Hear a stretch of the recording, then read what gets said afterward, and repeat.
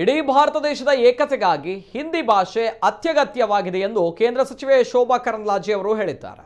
ಉಡುಪಿಯಲ್ಲಿ ಸುದ್ದಿಗಾರರೊಂದಿಗೆ ಮಾತನಾಡಿದ ಶೋಭಾ, ಸಂಸ್ಕೃತ ದೇಶದ ಭಾಷೆಯಾಗಲು ಸಾಧ್ಯವಿಲ್ಲ, ಅದು ಬಹಳ ಕಠಿಣವಾಗಿದೆ. ಅಮಿತ್ ಶಾ ಹೇಳಿರುವುದನ್ನು ಹಿಂದಿ ಹೇರಿಕೆ ಎಂದು ಯಾರು ಭಾವಿಸಬಾರದು.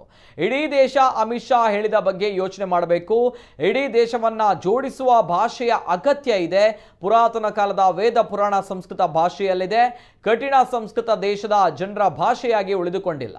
ಸಂಸದೆಯಾದ ನಂತರ ನನಗೆ ಇಡೀ ದೇಶವನ್ನ ಜೋಡಿಸುವ ಭಾಷೆ ಬೇಕು ಎಂದು ಸ್ವಂತ ಅನುಭವಕ್ಕೆ ಕೂಡ ಬಂದಿದೆ. ಸ್ಥಳೀಯ ಮತ್ತು ಪ್ರಾಂತೀಯ ಭಾಷೆ ನಮಗೆ ಬೇಕೇ ಬೇಕು.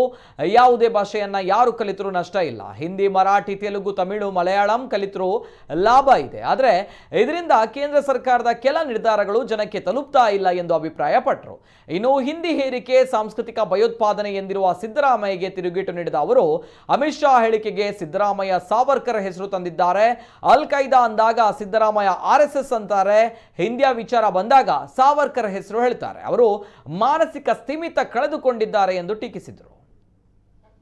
2014ರಲ್ಲಿ ನಾನು ಪಾರ್ಲಿಮೆಂಟಿಗೆ ಹೋದ ಮೇಲೆ ನನಗೆ ಅನಿಸಿರುವಂಥದ್ದು, ಭಾರತವನ್ನು ಜೋಡಿಸೋಕ್ಕೆ ಒಂದು ಭಾಷೆ ಬೇಕು. ಅತ್ಯಂತ ಪ್ರಾಮಾಣಿಕವಾಗಿ ನಾವು ಹೇಳುವಂಥದ್ದು, ಇವತ್ತು ಯಾರೂ ಇದಕ್ಕೆ ವಿರೋಧ ಮಾಡ್ಬೋದು, ಇದರ ವಿರುದ್ಧ ಪ್ರತಿಭಟನೆಯೂ ಮಾಡ್ಬೋದು. ಆದರೆ ನನಗೆ ಅನಿಸಿರುವಂಥದ್ದು, ಭಾರತವನ್ನು ಜೋಡಿಸೋಕ್ಕೆ ಭಾರತದಲ್ಲಿ ಯಾವುದಾದ್ರೂ ಒಂದು ಭಾಷೆ ನಮ್ಮನ್ನು ಜೋಡಿಸಬೇಕು. ನಮ್ಮ ಸ್ಥಳೀಯ ಭಾಷೆಗಳು ನಮಗೆ ಬೇಕೇ ಬೇಕು, ನಮ್ಮ ಪ್ರಾಂತೀಯ ಭಾಷೆಗಳು ನಮಗೆ ಬೇಕೇ ಬೇಕು.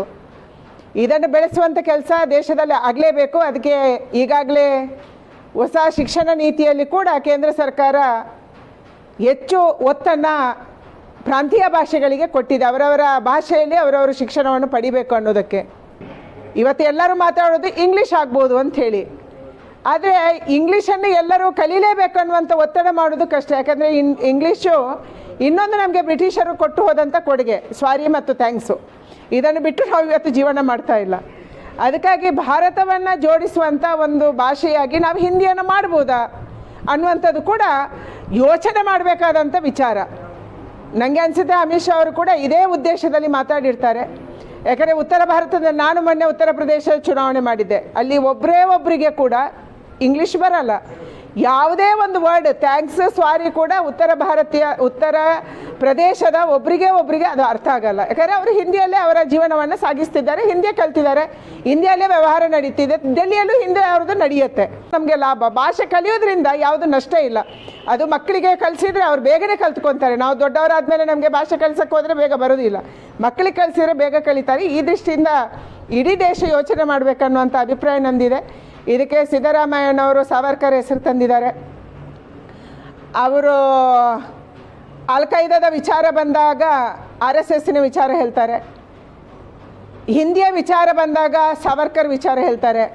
ಅದಕ್ಕಾಗಿ ಮಾನಸಿಕ ಸ್ಥೀಮಿತವನ್ನು ಕಳೆದುಕೊಂಡಂಥ ಸಿದ್ದರಾಮಯ್ಯನವರಿಗೆ ಇವತ್ತು ನಾವು ಉತ್ತರ ಹೇಳಬೇಕಾದಂಥ ಅಗತ್ಯ ಇಲ್ಲ. ಅವರ ಬಗ್ಗೆ ಅವರೇ ಆತ್ಮಾವಲೋಕನ ಮಾಡಬೇಕು. ಅವರು ಎಲ್ಲಿದ್ದಾರೆ, ಯಾವ ಜಾಗದಲ್ಲಿದ್ದಾರೆ, ಯಾವ ಜವಾಬ್ದಾರಿಯಲ್ಲಿದ್ದಾರೆ, ಯಾವ ಪಕ್ಷದಲ್ಲಿದ್ದಾರೆ, ಇದನ್ನು ಯೋಚನೆ ಮಾಡಿ ಅವರು ಮಾತಾಡಿದರೆ ಅವರ ಗೌರವ ಹೆಚ್ಚಾಗುತ್ತೆ.